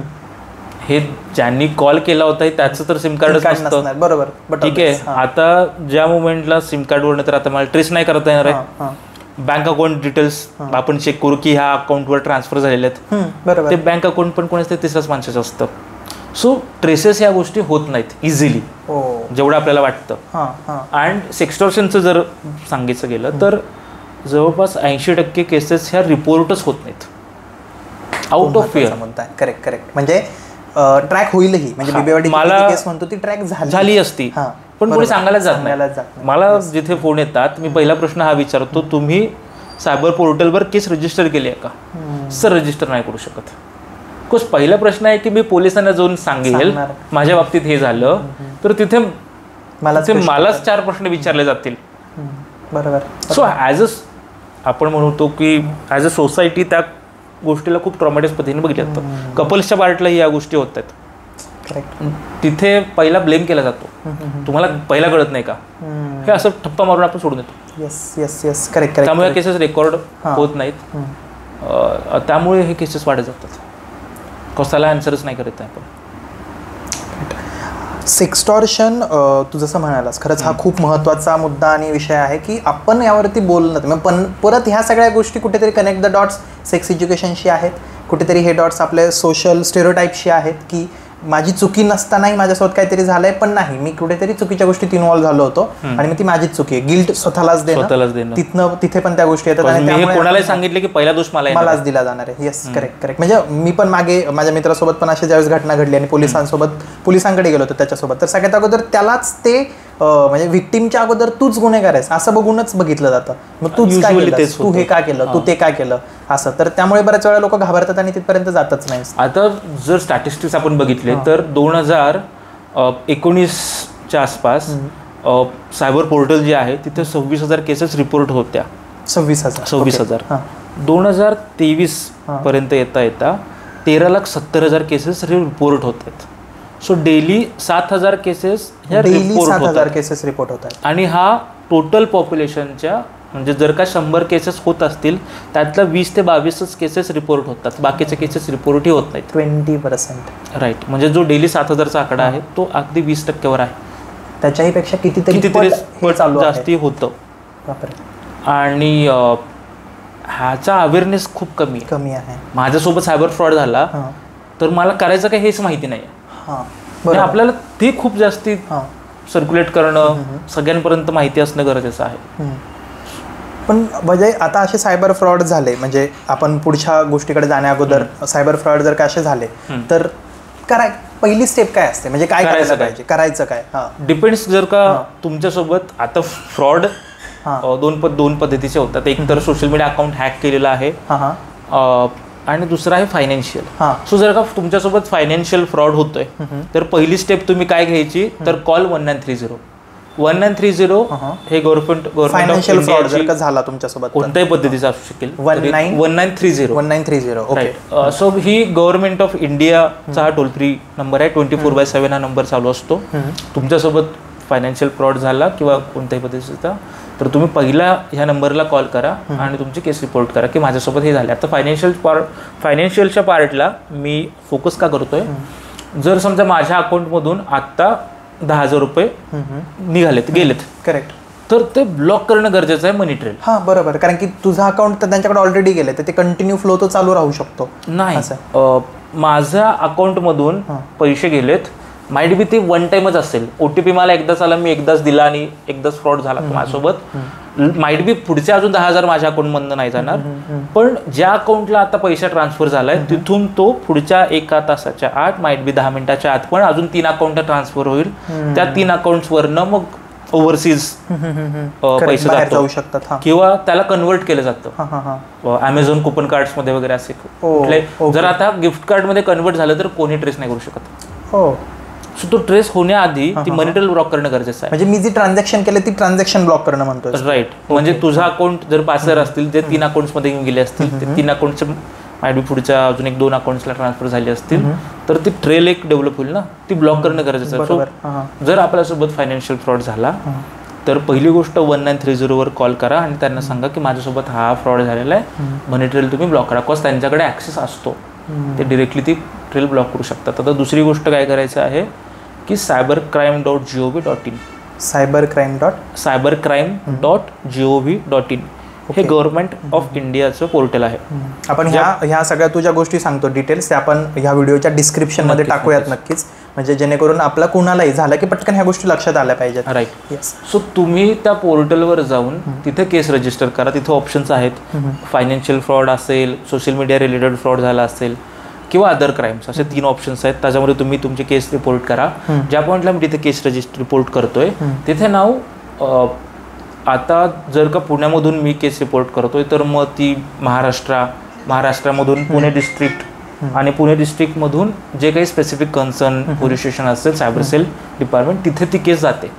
तिथे आता माझ्या केसला एक IO असाइन होतो, इन्व्हेस्टिगेशन ऑफिसर. ज्या मोमेंटला मी 1930ला कॉल करून सांगतोय की सर माझ्यासोबत हा फ्रॉड झालेला आहे, फ्रॉडची अमाऊंट, आणि हे होतं फ्रॉडची अमाऊंट आहे तर ती एका फ्रीज केली जाते अकाउंटमध्ये, आणि मला त्याचा मेसेज येतो की सर ही एवढी अमाऊंट आहे, माईट बी माझ्यासोबत 10,000चा फ्रॉड झाला असेल तर 5,000ची अमाऊंट एका अकाउंटमध्ये कुठल्या तरी फ्रीज झालेली असू शकते, ती मला मिळेल. अच्छा, म्हणजे ती मिळू तरी मिळू शकते. किंवा अगदी जर का 2 अकाउंट, मी आता रिसेंटली केस बघितली होती त्याच्यामध्ये फ्रॉड झाला, 70,000ची अमाऊंट होती जी 3 दिवसापर्यंत त्याच अकाउंटला पडून होती. ती पुढे ट्रान्सफर नाही केली, ब्लॉक झाली, त्यामुळे 70,000 परत ब्लॉक झाले. गुड. जे जर का 50,000च्या आत जर का ती अमाऊंट असेल तर तुम्हाला काही करायची गरज नाही आहे, डायरेक्टली तुमच्या अकाउंटला येऊन जाईल. बट त्याचं लिमिट जर का जास्ती असेल तर मग ती इन्व्हेस्टिगेशन ऑफिसरकडे जाईल. इन्व्हेस्टिगेशन ऑफिसर ती केस चेक करेल. आपल्याला फिजिकल कॉपीज घेऊन पण जावं लागतं सायबर सेलला, तिथं फिजिकल कॉपीज सबमिट करावं लागत आहेत. आता मला एवढं तरी कळलं की एक्स अमाऊंट ब्लॉक झालेली आहे, ती माझ्या अकाउंटला मला परत हवी आहे. तर त्यासाठी काय करावं लागेल, मला कोर्टामध्ये जाऊन एखादा लॉयर हायर करून मला तिथे डिटेल्स सगळे सांगावे लागतात की बाबा माझं ह्या अकाउंटमधून पैसे गेलेले आहेत आणि मी केस रजिस्टर केली सायबर पोर्टलवर, त्याचा हा नंबर आहे, अँड तुमचे काय म्हणजे काय म्हणतो आपण की प्रूफ की बाबा मी जे सांगतोय ते जेन्युइन आहे. ते काही फेक डिटेल्स तुम्हाला द्यावे लागतात. ते दिल्यानंतर कोर्टाकडून पोलीस स्टेशनला एकदा एक पत्र व्यवहार ज्याच्यामध्ये ते कन्फर्म करतात की बाबा हे जे आपण बोलतोय ते फॅक्च्युअल आहे का, रिअलिस्टिक आहे का, तसंच खरं झालंय का. पोलीस स्टेशनमध्ये एक रिपोर्ट डेव्हलप होतो, तो परत कोर्टामध्ये जातो, आणि जर का इन्व्हेस्टिगेशनमधून ते रियालिटी आली असेल ॲज इट इज आपण जी सांगितली आहे, त्यानंतर कोर्टातून डिरेक्टली जे काही आपले बँक ऑफिशियल्स असतील तर त्यांच्याकडे मेल जातो की बाबा ह्या व्यक्तीचे पैसे ब्लॉक केले होते तुम्ही एवढे, तर इथून त्या व्यक्तीला परत करावेत. पण ही प्रोसेस मोठी आहे, फार मोठी. म्हणजे याला वेळ किती लागतो, ह्या गोष्टी किती, म्हणजे असं तुला वाटतं की एवढ्या वेळेपर्यंत होतात? कारण पेशन्स पण तेवढेच महत्त्वाचे, पेशन्स लागतात. तुम्हाला नॉलेज असणे गरजेचं, 1 ते 1 महिना तरी तुम्हाला ह्या प्रोसेस लागतं. जर का अमाऊंट ब्लॉक झाली असेल तर मिळणार तुम्हाला ते अमाऊंट. आता त्यात पण की आहे की आता एक रिसेंटली मी एक केस हँडल केली होती, त्याच्यामध्ये असं झालं की संबंधित व्यक्तीचे पैसे गेले, त्यांनी मनी ट्रेल ब्लॉक करायला सांगितली, अँड तोपर्यंत त्याचे पैसे गेलेच होते, त्या अकाउंटवरनं पैसे गेले होते. आता जो फ्रॉडस्टर होता त्या फ्रॉडस्टर मी कोणासोबत तरी दुसऱ्या दिवशी फ्रॉड केला आणि त्या अकाउंटला पैसे पडले. ओके, त्याचे पैसे गेले होते पण कोणाचे तरी पैसे तिथे पडले. ज्या पॉईंटला ही केस कोर्टामध्ये गेली, कोर्टाने सांगितलं की ह्या संबंधित व्यक्तीमुळे अकाउंट फ्रीज केलं गेलेलं आहे, नाव ह्याच्यातलं जे पैसे असतील ते. ओके, सो लखचाही फॅक्टर आहे याच्यामध्ये, दुसऱ्याचे पैसे तुम्हाला मिळू शकतात. अदरवाईज कधी कधी असं केस असंही बघतो आपण की ते डिवाइड होतात, 50-50 डिवाइड होतात, डिपेंड्स. मला एक सांग आता, म्हणजे मला हा फार बेसिक कॉमन क्वेश्चन असा पडतोय, एखादं बँक अकाउंट आहे, ओके, तू ओपन केलंयस, रोहित नावाने तुझं बँक अकाउंट खोललंय, तुझी बँक डिटेल्स, तुझं ID वगैरे सगळं बँकेकडे सिक्युअर आहे, XYZ नावाची बँक आहे.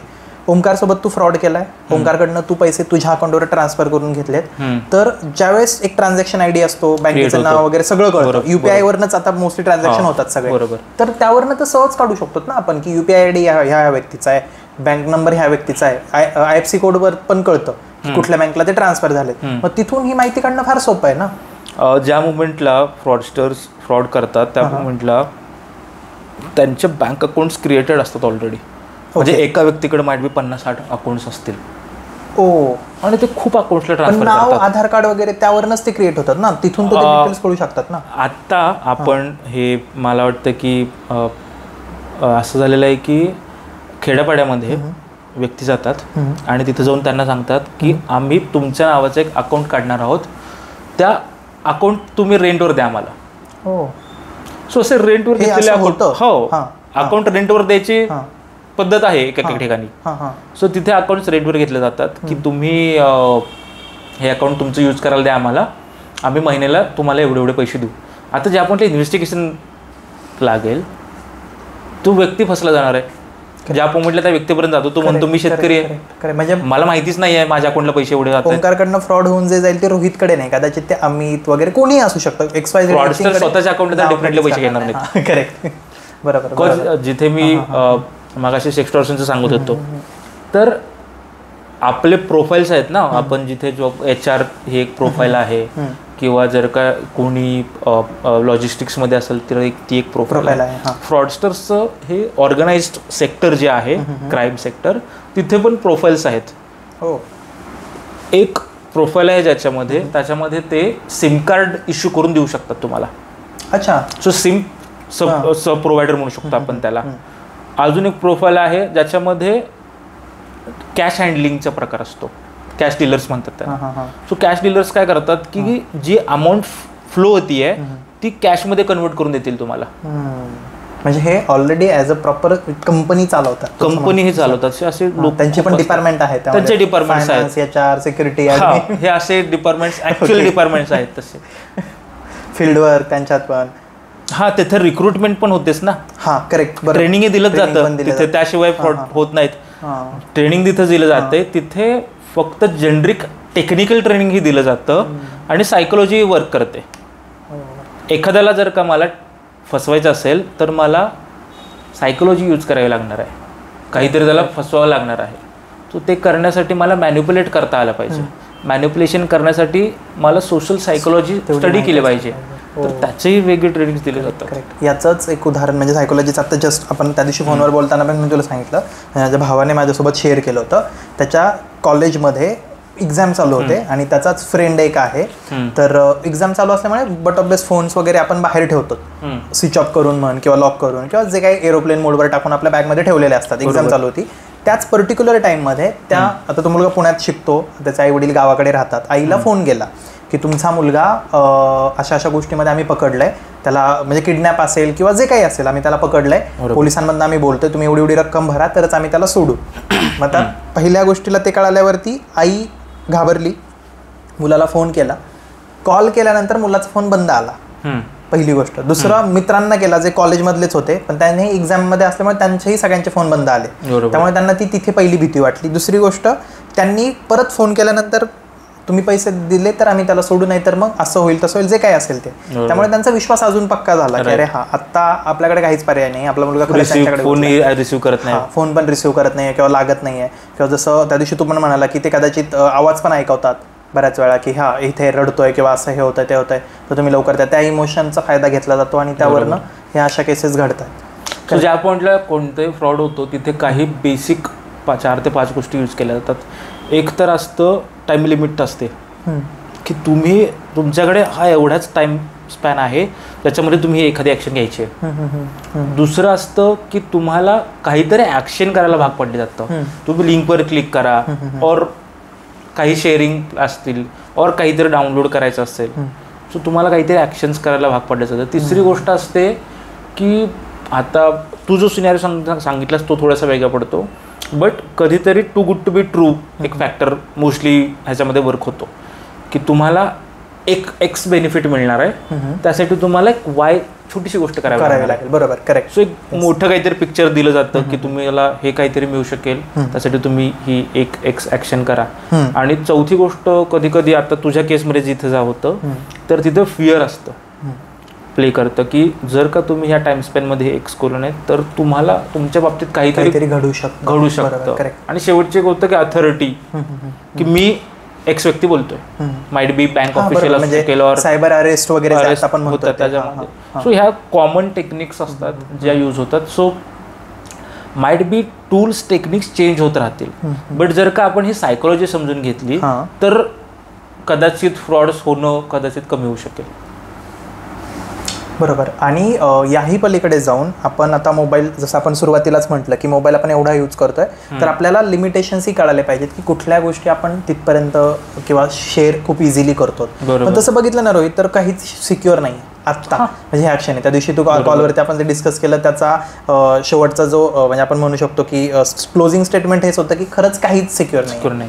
ज्या अर्थी तू म्हणतो बँकांचा डेटा हॅक होतो, ज्या अर्थी मोठ्या मोठ्या कंपन्यांचा डेटा हॅक होतो, ज्यांच्याकडे कितीतरी लाखो इंजिनियर्स काम करत असतात त्यांचा. मध्ये अमेरिकेत पण एक खूप मोठा डेटा हॅकिंग झालं होतं, त्या अर्थी काहीच सिक्युअर नाही आहे. त्यामुळे आहे त्या गोष्टी तरी आपण जास्त सिक्युअर करू शकतो.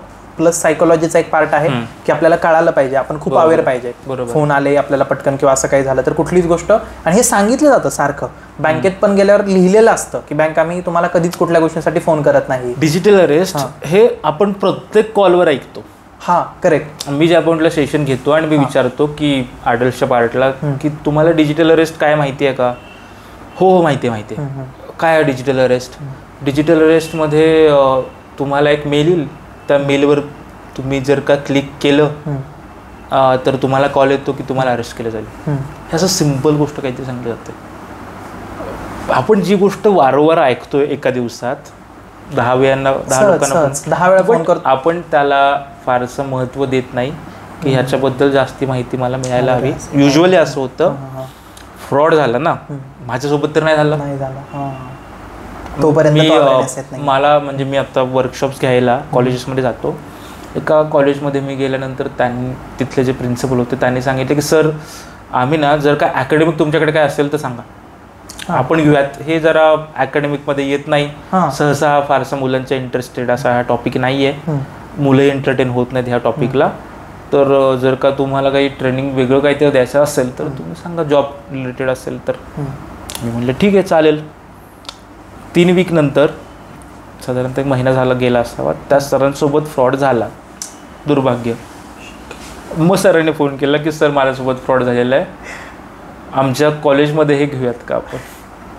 सो जोवर माझ्या पार्टला काही होत नाही तोवर मला तो अवेअरनेस जनरेट होत नाही. आणि हे सगळ्यात मोठे रिझन आहे की नरेंद्र मोदींनी, पंतप्रधानांनी येऊन सांगितलं मन की बात मध्ये की सायबर फ्रॉड होत आहेत, आपण दररोज स्टील होत आहेत. आणि सायबर फ्रॉड आजची गोष्ट आहे, 10 वर्ष आधीपासून चालू आहेत सायबर. फक्त आता त्याचं प्रमाण खूप झालेलं आहे, खूप जास्त. म्हणजे बघ ना, जोपर्यंत ते आपल्या स्वतःवर येत नाही तोपर्यंत आपल्याला त्या गोष्टीची दाहकता कळत नाही, तोपर्यंत आपण सिरियसनेस घेत नाही. कॉल म्हणजे मी जे अपॉइंटला जिथे कुठे सेशन्स कंडक्ट करतो तिथे सांगतो की तुमचं व्हॉट्सअप 2 स्टेप ऑथेंटिफाईड करा, सगळ्यांनी 2 स्टेप ऑथेंटिफाईड करा.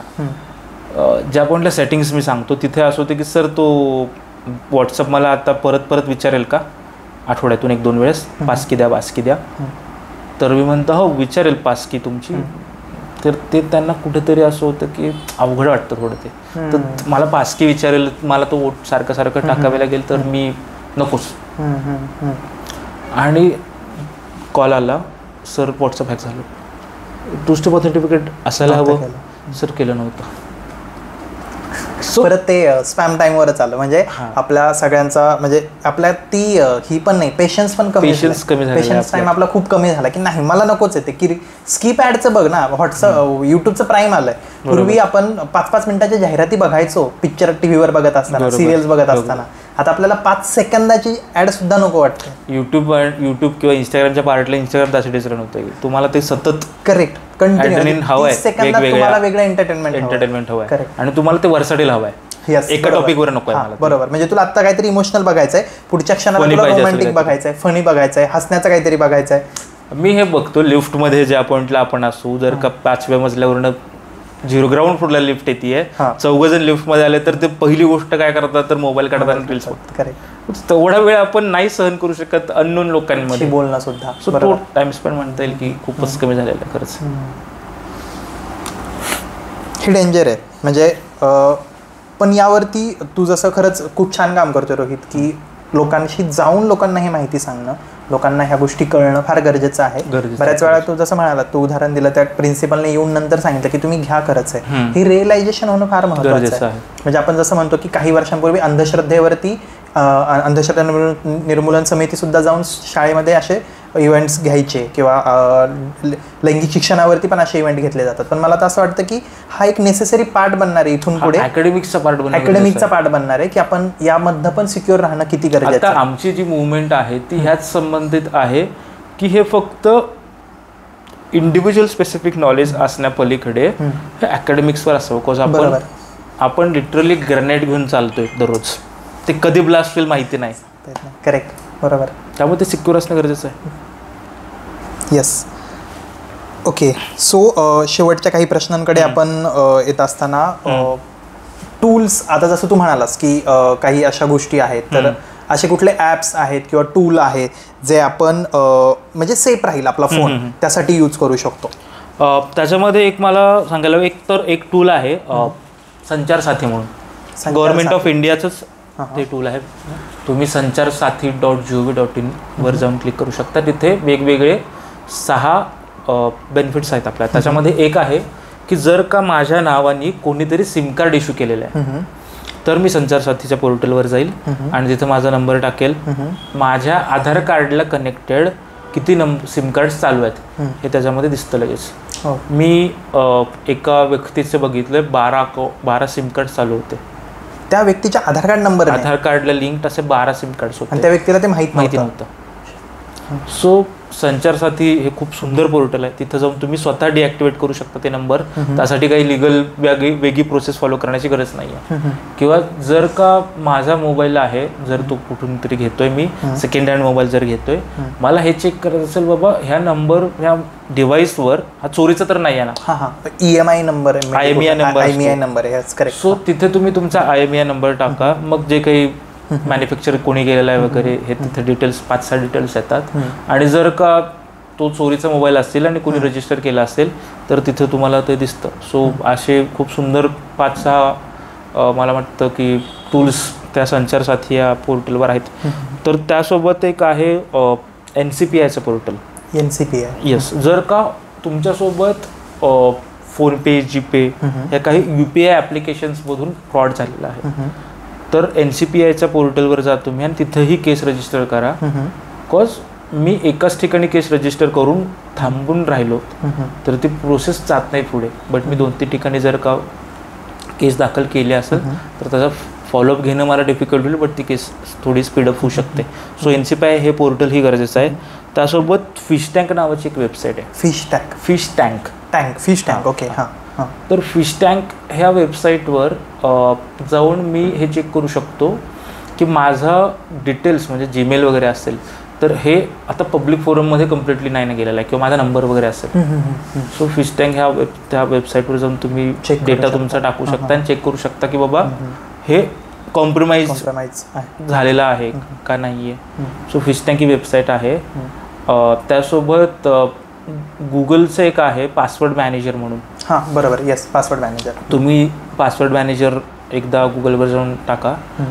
तिथे तुम्ही क्लिक केलं की तुमच्याकडे लिस्ट येईल. तुम्ही तुमच्या क्रोमवर कोणते लॉग इन IDs पासवर्ड करून ठेवलेत त्यामध्ये जे लॉग इन ID पासवर्ड असतील ते सगळे एका लिंकवर कॉम्प्रोमाइज होऊ शकतात. हो, ते पण सेव्ह केले पाहिजेत आपण. बेसिकली तुम्ही सेव्हच नाही केले पाहिजेत. ओके. हां, कोणतेही लॉग इन ID आणि पासवर्ड कुठेही सेव्ह नाही केले पाहिजेत. बस मला पहिला प्रश्न विचारतात सर की टूल्स येतात पासवर्ड मॅनेजर्सचे, सो असे मी टूल्स जर घेतले तर चालू शकतील का? मी म्हणतो तुम्ही सेव्ह नका करू कुठे. करेक्ट. कारण आपला डेटा ऑलरेडी आपण देतोय, म्हणजे इव्हन ID पासवर्डचा डेटा सुद्धा आपण त्या ॲपसाठी शेअर करतोय. करेक्ट. सो फक्त एक क्लिक करणं, जर का माझ्याकडनं चुकून एखादं अननोन लिंकवर अथेंटिफाईड लिंकवर मी क्लिक केलं तर पासवर्ड मॅनेजरमधला माझा सगळं डेटा देऊ शकतो. त्याच्यामध्ये असं होतं की ॲमेझॉनवर जर का मला काही युज्युअल मी परचेस करत असेल तर मी परत कुठे डिटेल्स टाकायचे म्हणून सेव्ह करून ठेवतो क्रेडेन्शियल्स. सो ते एक पासवर्ड मॅनेजरचे एक आहे. त्यासोबत फाइंड माय डिव्हाइस वगैरे आपण गुगलचं बघू शकतो. फाइंड माय डिव्हाइस आहे ते करेक्ट आपण यूज करू शकतो. काही 5-6 टूल्स आहेत असे जे आपण यूज किंवा माहिती असायला हवेत आपल्याला. राईट. ओके. आता म्हणजे जसं आपण म्हणाल अडल्ट आणि यंगस्टर असा हा जो दोन ग्रुप आहे, या पॉडकास्टच्या निमित्तानं किंवा इन जनरल तू काय सांगशील ह्या दोन्ही ग्रुपला? इन जनरल मी हेच सांगेन की जिथे तुम्ही डिव्हाइसेस काही तुमचं यूज करत असाल, तुम्ही आपण जर रविवार असेल घरी असू तर घर स्वच्छ करतो आपलं, ठीक आहे. तसं मोबाईल कधी स्वच्छ केला का तुम्ही? सो डेली वीकली हायजीन घर स्वच्छ करणं हे एक आपल्या रुटीनचं पार्ट बनतं. तसं आपण प्रत्येकाने वीकली एक थोडासा टाइम काढून चेक करणं गरजेचं आहे की माझ्या मोबाईलमध्ये कोणते मॅलिशियस ॲप्लिकेशन्स आलेत का, किंवा कोणते ॲप्लिकेशन्स माझा डेटा यूज करतायत का. मायक्रोफोन आपण देऊन ठेवलेलं आहे, ते कोणते ॲप्लिकेशन यूज करत नाही आहेत ना. जर काही पासवर्ड्स, आता एखादी व्यक्ती जिचा इंस्टाग्राम लॉग इन ID मला माहीत असेल, जो विजिबलच असतो, पासवर्ड मोस्टली लोकांचा डेट ऑफ बर्थ असतो. करेक्ट, बरोबर, जनरिक असतं, डेट ऑफ बर्थ असतं. सो ते कोणी हॅक करू शकतं. सो पासवर्ड तुम्ही एकतर कॉम्प्लिकेटेड ठेवलेच पाहिजेत, बट ते चेंजही केले पाहिजेत. सेशन हायजॅकिंग, जिथे मगाशी मी तुला सांगत होतो, सेशन हायजॅकिंग, त्याच्यामध्ये ते एक सिंगल सेशन हॅक होतं. बट जर का मी लॉग आउट करतोय आणि परत लॉग इन करतोय तर तो धोका कमी होतो. इव्हन जीमेलचं पण म्हणू शकतोस. म्हणजे आपल्याला स्वतःला, मला माझा जीमेल आयडीचे पासवर्ड 2-4 वर्षानंतर आठवलं होतं की मला जीमेलचा पासवर्ड चेंज करायचा आहे. तोपर्यंत मला माहीतच नव्हता पासवर्ड काय. बरोबर. सो आपण काय म्हणू शकतो की डिजिटल एथिकेट्स आपल्यामध्ये असणं गरजेचं आहे. ते फॉलो करणं गरजेचं. काही तुम्ही रूल्स मेंटेन करून ठेवले पाहिजेत की माझ्या मोबाईलचा डेटा युसेज किती होतोय, ॲप्स कुठले नाही आहेत ना, जर काही सोशल मीडिया ॲप्लिकेशन्स असतील तर त्याचे पासवर्ड्स मी चेंज करतोय का रेग्युलरली. अगदी तुम्ही 1-2 महिन्यानंतर गेलेस तरी चालू शकतील. किंवा 2 स्टेप ऑथेंटिफाईड आहे का, किंवा आपण ट्रस्टेड डिव्हाइस किंवा व्हॉट्सअपच्या पार्टला लिंक डिव्हाइस हेही चेक करणं की माझं प्रोफाईल कुठे लॉग इन नाही ना झालेली आहे. सो काही आपण आपल्यासाठी असे ठरवून काही नियम देऊ शकतो जे आपण बरोबर फॉलो करायला हवे. म्हणजे डेली स्किन रुटीन आता जसं व्हायरल व्हायला लागलं की फॉलो करायला पाहिजे, तसं मला असं वाटतं की मोबाईलचं पण तू जसं म्हणाला की घर स्वच्छ करतो, तसं मोबाईल ही कधीतरी बसून आपण वीकली सुद्धा हा चेक करू शकतो. मी ह्याच्यामध्ये एक स्पेसिफिकली सांगेल की ॲडोलेसंट्सनी और यूथनी ॲडल्ट्सचे मोबाईल घेऊन बसून ते चेक करणं गरजेचं आहे. ग्रेट, हे खरं आहे. म्हणजे आई वडिलांचे मोबाईल आपण खरंच, म्हणजे मी जेव्हा घरी जातो त्यावेळेस आईचा फोन मी क्लिअर करतो. तिचे बरेचसे नोटिफिकेशन मी आता लास्ट टाइम गेलो तेव्हा बंद केले. तिचा फोन तिने उघडल्यावरती तिचे 10 मिनिटं फक्त नोटिफिकेशनच येतात फोनला, आणि त्यानंतर जाऊन मग ती कुठे काय आहे वगैरे हे बघतो. हे खरं आहे. आपली जबाबदारी आहे की आपण त्यांचे फोन चेक करणं आणि ह्या सेटिंग्स त्यांच्या फोनला आपण अप्लाय करणं गरजेचं आहे. बरोबर. ओके. सो शेवटाकडे येताना मला सायबर शिक्षा आणि तुमच्या टीमला कसं जॉईन करू शकतो, म्हणजे मला खरंच हे खूप आवडलं. नवीन आपण पॉडकास्टमधनं किंवा इतरांना जॉईन व्हायचं असेल तर आम्ही कसं जॉईन होऊ शकतो, किंवा आमचे प्रेक्षक कसे जॉईन होऊ शकतात, आणि सायबर शिक्षा काय आहे ह्या प्रोजेक्टबद्दल शॉर्टमध्ये सांगतो मी. सायबर शिक्षा हा प्रोजेक्ट आहे ज्याच्यामध्ये आपण डिजिटल अवेअरनेस पसरवतोय. सायबर फ्रॉड प्रिव्हेन्शन आणि अवेअरनेस हे पसरवणं आपलं ह्या प्रोजेक्टचा मेन हेतू आहे. त्यासाठी आपण वेगवेगळ्या कॉलेजेसमध्ये जाऊन, स्कूल्समध्ये जाऊन, सोसायटीजमध्ये जाऊन, इन्स्टिट्यूट्समध्ये जाऊन ह्याच्यावर अवेअरनेस ह्या प्रोग्राम थ्रू पसरवत आहोत. आणि त्यासोबत आमचा हेल्पलाईन नंबरही आहे. जर समजा कोणासोबत हे सायबर फ्रॉड झाला और काही डाऊट्स असतील, काही क्वेरीज असतील तर तुम्ही हेल्पलाईनला कॉल करून त्यांच्या प्रश्नांची उत्तरे घेऊ शकता. सो हे या प्रोजेक्टमधून चालू आहे. त्यासोबत आपण इंटर्नशिप्स वगैरे पण अप्लाय करतोय. सो जर का तुम्हाला आमच्या टीमसोबत जॉईन व्हायचं असेल तर आपण एक माझा नंबर आपल्या डिस्क्रिप्शनमध्ये ॲड करूयात. सो ज्यांना कोणालाही ह्या प्रोजेक्टचा पार्ट बनायचं असेल तर तुम्ही मला कॉल करून मला सांगू शकता की या प्रोजेक्टचा पार्ट बनायचा आहे. ग्रेट. म्हणजे इंटर्नशिप म्हण किंवा कुठल्याही प्रोजेक्टमधनं आपण ॲड होऊ शकतो. प्लस तुम्ही सेशन्स पण घेतात या विषयांवरती. कुणाला असे सेशन अरेंज करायचे असतील किंवा याबद्दल अजून माहिती जाणून घ्यायची असेल, कारण की आपल्याला लिमिटेशन्स असल्यामुळे आपण अजून भरपूर सारी गोष्टी आहेत, खरं तर त्यावरती आपण बोललो नाही किंवा काही कवर नाही करू शकलो. अजून भरपूर साऱ्या गोष्टींवर तुम्हाला काही जाणून घ्यायचं असेल, तुम्ही रोहितला इझिली कनेक्ट होऊ शकता. तुमच्यासोबत असं काही होत असेल, तुम्हाला मदत हवी असेल, कुठेतरी बोलायचं आहे, तरी तुम्ही रोहितशी या विषयावरती बोलू शकता, त्यांची हेल्प घेऊ शकता. ओके. माझा एक प्रश्न आहे की त्यांचं सेशन अरेंज करायचं असेल किंवा त्यांना त्यांच्याशी बोलायचं असेल, त्यासाठी काही कॉस्ट आहे का किंवा काही आहे तर ते पण तुम्ही सांगा. आणि जर काही प्रश्न असतील ते जर कमेंटमध्ये सांगितले त्यांनी तर मग नंतर त्याची उत्तरं मिळतील का? हां, चालेल. जर काही सेशन तुम्हाला प्लॅन करायचे असतील, आता स्कूल्स आणि कॉलेजेससाठी आपण mostly free of cost sessions conduct करतो. बट जर का काही सेशन्स तुम्हाला घ्यायचे असतील इन्स्टिट्यूट्समध्ये, इन्स्टिट्यूट्स किंवा कंपनीजमध्ये वगैरे घ्यायचे असतील तर तुम्ही मला कॉल करू शकता. बाकी जे डिटेल्स आहेत तर आम्ही ते कॉलवरच शेअर करू. नक्की. आणि जसं म्हणालात की कमेंट्समध्ये, तर तुमचे काय अजूनही या रिलेटेड काही प्रश्न असतील तर नक्की कमेंट्समध्ये सांगा. आपण यावरती तुम्हाला प्रश्न देण्याचा पूर्णपणे प्रयत्न करू. तुमच्या प्रश्नांची व्यवस्थित आणि व्हॅलिडेट उत्तरं तुम्हाला मिळतील याचा. Okay. Thank you so much Rohit. खरंच खूप छान वाटलं तुम्ही आलात. तुम्ही तुमचा एवढा महत्त्वाचा वेळ आम्हाला दिला आणि खूप महत्त्वाची इन्फॉर्मेशन शेअर केली, त्यासाठी धन्यवाद. Thank you so much.